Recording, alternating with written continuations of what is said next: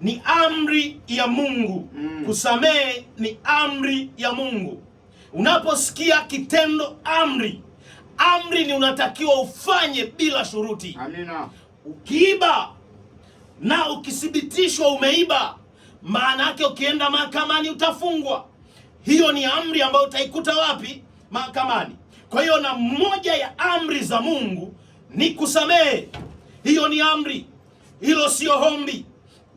Hilo sio shinikizo la mtu fulani, bali ni amri ya Mungu mwenyewe. Tunaona katika kitabu cha Mathayo 6 mstari wa 14 na ule wa 15. Mtumishi wa Mungu Odo, tunaomba utusomee hapo.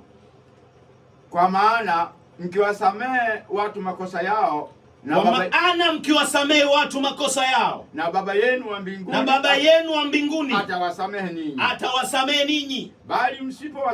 Bali msipowasamehe watu makosa yao, wala Baba yenu wa mbinguni hatawasamehe ninyi makosa yenu.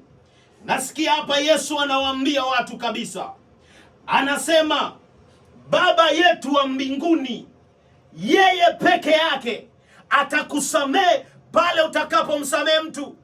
Utakapoachilia moyo wako, utakapoachilia msamaha juu ya mtu, naye atakusamehe wewe. Maana yake mtu akikukosea ukamsamehe, na wewe unapokosea automatically Mungu anakusamehe. Kwa nini anakusamehe? Ni kwa sababu tayari umeachilia msamaha juu ya mtu aliyekukosea.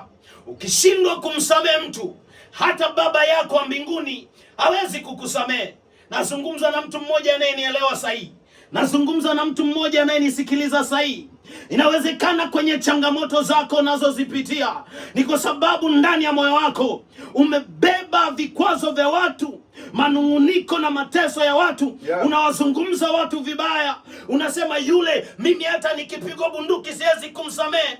Mimi yule hata nipeleke wapi siwezi kumsamehe. Maana yake wewe uhitaji msamaha kutoka kwa Mungu. Kama uhitaji msamaha kutoka kwa Mungu, basi usiombe baraka za Mungu.